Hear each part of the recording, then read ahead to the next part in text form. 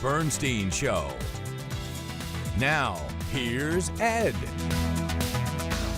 Well, you know what they say, it's nighttime, and it is nighttime.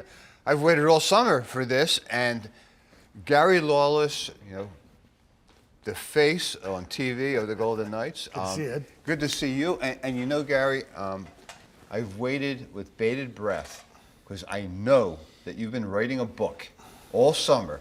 You've been slaving away in your office, labor of love, in Canada, and writing a book, which I know is not the easiest thing to do. It hurts to win. Obviously, about the race, the year that the Knights had. And let me ask you about the title, starting with the title. Was that created by the coach? So it's an expression that Bruce, I think, picked up along the way from maybe another coach or another team that he was with. But sort of mid-season, he started, saying to the players, it hurts to win because they block shots, they play as a team, they don't focus on being an individual, they play hurt. It hurts to win. If you want to win the Stanley Cup, at the end of the race, there's going to be some bumps and bruises. Mark Stone had back surgery, 2 back surgeries in 9 months. And then in Game 5, when he had the hat trick, which, by the way, they won 9-3, so the hat trick doesn't seem like a big deal. It's like one of those great games and moments in Stanley Cup history. The captain goes out in a deciding game and puts it in three times. But he fractured his wrist halfway through the game. They froze it up for him so that he could finish, and it didn't seem to bother him when he was lifting the Stanley Cup up after Gary Bettman handed it to him. But that's the typical type of thing. It hurts to win. And Bruce had T-shirts made up. The guys wore them around the dressing room, and it was kind of a natural thing for the title of the book. And how does one break the wrist? I mean, you get slashed with a stick, or lots of different ways. Yeah. You get hit on the boards. Block a shot. That puck. Mm-hmm. It's a hard piece of vulcanized rubber. Some guys shoot at 100 miles an hour or more. Right. That can break your wrist. And they want to wear short gloves. They have elbow pads here, and then of course they're in the U.S. they call it a chest protector. When I was a kid, they were called shoulder pads, and then the gloves. And they might leave a little empty space because when they stick handle, they want to feel free. Right. So there's lots of ways for it to happen, and I haven't asked Mark how it happened, but I know it did. As you sit here this year, mm-hmm. and you reflect back 1 year ago, during as the preseason games were beginning a year ago, what is the difference that you see in the team? From here to last year? Yeah, like at the beginning of last year, we're coming off first year not being in the playoffs, right? We had a lot of injuries. We had the COVID was, there for the last couple of years. It was kind of strange. It was kind of depressing, I recall. Well, there was some anger amongst the players. Mark Stone, I wrote a story just before training camp started, and he goes back to Canada for the summer, and everybody that at the golf course, at the cottage, grocery store, you guys are finished. You guys, it was a nice story, but you guys, and to his words, everyone kept telling me we suck, and he wasn't the only one. And they're reading the national press clippings, listening to stuff on radio, and everybody's like, Vegas, it's over. So they didn't believe that. They knew that the injuries the year before, it was historical, the number of injuries they had. Yeah. And it wasn't like that was their bottom end guys. It was the top of their lineup. Their top 4 defensemen, their top 6 forwards, their number 1 goalie. All of these guys were missing, and as a result, they missed the playoffs, but that gave them a long stretch to heal. All of these guys that have been playing long playoff runs the years before, this gave them, in the summer, first thing you have to do is heal your body, and then you want to rebuild it and train for the next year. And when all that time is compressed because of a long playoff run, it's tough to do. And that's a factor for the Golden Knights going into this year, because they had, less time than anybody else other than Florida to get ready for this season. But all of that worked in their favor last year, and you could tell, they went 13-5 out of the gate. They were ready to go, and it's very interesting. I'll tell you this. I got back to Las Vegas on August 6th, and I went into the rink, dropped my daughter off at school on August 7th, and I went into the rink, City National Arena, to clean up my desk, and I looked out on the ice, and there's Alex Pietrangelo all by himself, up and down, working, and very quickly, guys started to join him. This team wants to win again. So you were amazed you saw Pietrangelo out there skating. I mean, are you seeing that kind of, I will show you again this year? Well, so then, I'm writing an essay for our TV show Nightlife, the premier show of the year, and the theme of it is, can you be a misfit and a Stanley Cup champion at the same time? It's because what got them to the top of the hill was this misfit DNA. You tell me I can't do it, I'm going to show you I can do it. Well, now they've done it. Jonathan Marchessault was never drafted to the NHL. Had to, scratch and claw his way to even making an NHL roster. And then once he got there, he made it his goal to prove everyone wrong every day. And then he became a top-line player.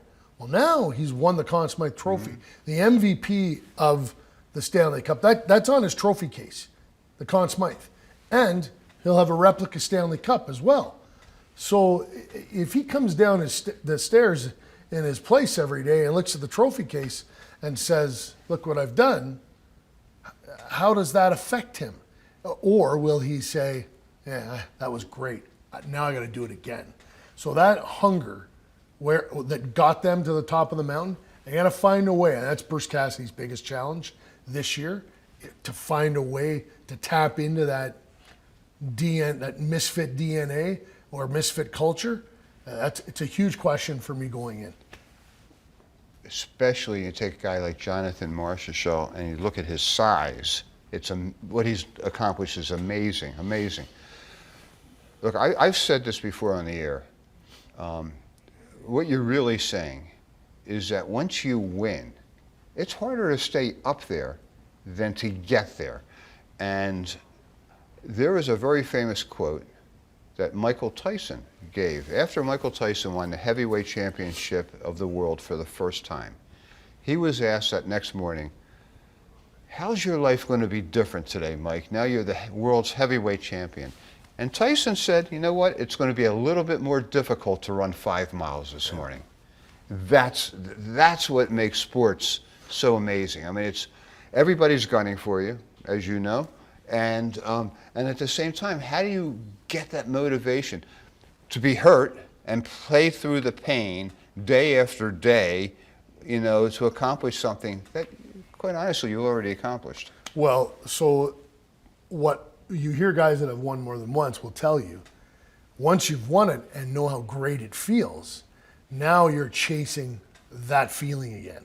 And before, you're watching other people lift the Stanley Cup and other people ride in parades, and you're saying, boy, I'd love to know what that feels like. Now you do know what it feels like. Can you motivate yourself by saying, I want to do it again? Alec Martinez has won it 3 times. Mm-hmm. Pietrangelo now has won it twice. Stevenson has won it twice. So these guys are, that's the Pietrangelo, me telling you about that is to show you that how hungry he is. He's got his family with him. He's a really good father. He's won twice, but it doesn't last forever. He's in his 30s. So he's looking at this team, and in the salary cap era, not many GMs can bring everybody back. Kelly McCrimmon had to make a really hard decision to trade Riley Smith, which gutted everyone in the organization. It was hard to do, but it was, as Kelly always says, my job is to make the hard decisions, and if you're not willing to make the hard decisions, you shouldn't have this job. He made probably the hardest decision of his time running the Golden Knights in trading Riley Smith. But it allowed them to bring Aiden Hill back, and it allowed them to keep Ivan Barbashev, which two very big pieces. So he chose two pieces over one. Will that work? That's something we have to find out. But Pietrangelo realizes we've got the horses here. The window is closing on me. I don't have any time to waste, so I'm going to be ready. And if he's ready, the younger guys have to if they show up and they're not at the same level as him, they're going to hear about it. It's going to be, well, what are we doing here? Are we just going to have a big party, or are we trying to win again? And if they don't want to win again, that'll become apparent, and Kelly McCrimmon will respond. This isn't Bill Foley doesn't want it once. He's said he wants multiple. He wants to build a dynasty. And one block's there. Now you got to get the second. Let's talk about the book. All right. You told me earlier you're in Florida and had a conversation with somebody. And I'll tell you what happens. Yes. When the team flies to Florida. This is during the finals. Yeah, but anytime we fly to Florida, we all do the same thing. We run up into our room, we throw our bags in the room, we take our suit off and put on a pair of shorts and a t-shirt, and there's a little bar called the Elbow Room. It's about half a mile away from the hotel. We stay at the same hotel. We're on the beach in Fort Lauderdale. You go up to this place, the Elbow Room, and there'll be a few coaches over on one side, and the broadcasters are over on one side, and it's an absolute dump. But it's got live music, the beer's cold, the ocean's right there, and it's tradition. So I get a text, hey, don't go straight to the Elbow Room. Call me when you get to your room. I'm like, this doesn't sound good. So I call back to Vegas, and it's my boss, and he says, have you got a book in you? And I'm like, well, what do you mean? He goes, if we win, can you write a book? And I said, sure. When do you want it? And I'm thinking, a year. Maybe we have it ready for Christmas. That's kind of, and he's like, well, we need it for opening night. And again, I don't know the way it works is, the writing is one part. Then they've got to pick the pictures. They got to do all kinds of design stuff. And the book, I'll tell you this right now, it's absolutely beautiful. I had nothing to do with that. So I can tell you that part, has for looks, it's big. It's a coffee table size. It's 160 pages. Mark Stone, yes, holding the cup. Yes, right? Yeah. Every page has that gold gilt around the edges of the pages. It's stunning. It's beautiful. Yeah. So, anyways, I said sure. He said I need it by the end of July, and I'm like, the series isn't even over. What if it goes 7 games? When you're talking about condensing writing it in 6 weeks, or 5 weeks, or 4 weeks, those weeks become very important. So we won in 5, and the parade was a couple days later, and then I got on a plane and flew to Canada, and I ended in Canada. We have a summer place there, and my wife and daughter and we got there on June 23rd, and I did Zoom interviews with Bill Foley, Bruce Cassidy, John Stevens, Ryan Craig, George McPhee, Kelly McCrimmon, and then 14 players. And they were all about an hour and a half long. So we would do the Zoom interviews, and then members of our staff back here, one of my bosses, Nate Ewell, Garrett Calloway, and India Shea, people in our communications department, they transcribed it. And at a certain point, when we were done all the interviews, Bill Foley was the last guy I did, middle of July, 220,000 words. Now the book's 160 pages, but lots of them are pictures. And so my portion of the book, they told me I could have 50,000 words. Gordon Weigers, who runs our social media, and he's our director of content, does a lot of stuff for us. He's a very talented young guy. He wrote little sidebars, like sort of vignettes of, the card game on the plane. He picked all these great things, and he wrote little chunks that go throughout the book, and he did a really nice job on that. I did an oral history, so I took all these interviews, and then I knew I wanted to talk about the start of this year. So coming back from, missing the playoffs, hiring a new coach, the beginning. Then I wanted to talk about the team, what Kelly McCrimmon and George McPhee had done to put together this group of players and how they were talented. So chapter 1 is, getting back at it. Chapter 2 is all about the team. And then the dressing room is so important in hockey. And we call it the dressing room, but it's the relationships that all these people have amongst one another. So that was chapter 3. Chapter 4 is the season, the regular season. What happened? Great start. Stone gets hurt. Really struggled before the All-Star break. The first game after the All-Star break is in Nashville. It's the Father's trip. The fathers are all there. Kelly McCrimmon calls it the most important game of the year. Had to win that game. Team wins 2 nights later in Minnesota. The dads leave. The team goes 22-4-5 down the stretch, holds off LA, Edmonton, Colorado, and Dallas to win not only the Pacific, and they needed that win over Seattle on game 82. They win the Pacific and win the Western Conference regular season title to become the number 1 seed. Chapter 5 is the playoffs, all 4 rounds. Starting slow against Winnipeg, Pietrangelo slashing Draisaitl against Edmonton, the blowout game, the 6-0 game, maybe the greatest game ever played in Golden Knights history. They were fantastic that night. And then the Stanley Cup against Florida. Florida trying to, goad and sucker the Golden Knights into, playing the series in the alley. Nick Hague, grabbing Tkachuk and telling him, you can do all this crap you want, but I'm here. And what you did to all these other teams, you can't do to us because of me. Nick Hague becomes this major figure. He's 6'6", 240, but he becomes a real important figure for the Golden Knights. Aiden Hill, the save on Nick Cousins, all of these things. And then that's chapter 5. Chapter 6 is almost everybody who's in the book reflecting on what it was like to win the Stanley Cup.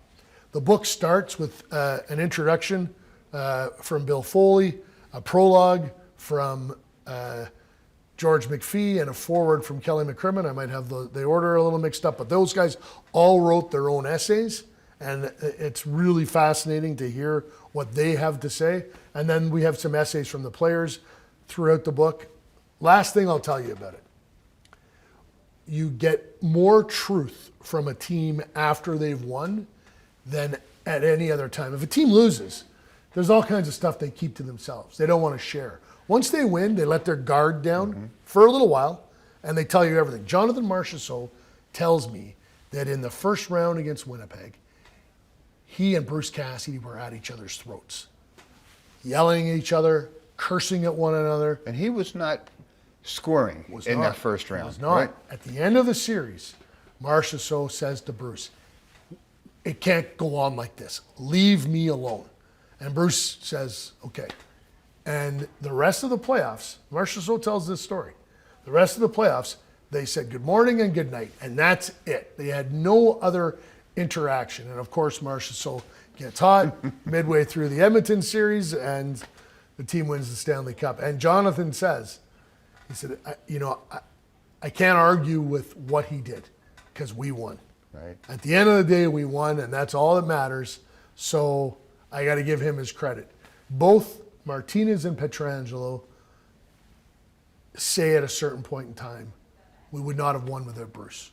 Cassidy, whatever they needed, he found it and did it and got them over the hump. Yeah. Look, I'm so excited to read this book. Yeah, I am too. How do we get the book? Okay, well, so you can pre-order it right now. Right. Vegas Team Store. Just go on our team Twitter account, my Twitter account, the website, Facebook. You can find it. You can pre-order it. It will be here any day now. We're hoping to. It's they print it in China and then they got to get it here. You can buy it live in person while supplies last. We didn't do. There's not an endless supply. There's an initial run, and when that's sold out, you may have to wait quite a period of time. Yeah. So if you want it for Christmas, right, get in on the first run. And the first game is October the 10th. Yep. The book will be on sale at the arena? Yeah, yeah. If it's If there's any left. Oh, the good news and the bad news, right? Yeah, sure. Did you agree that Father's game, where the fathers attended those couple games, or that was a turning point of the year? Well, I think the turning point was the All-Star break.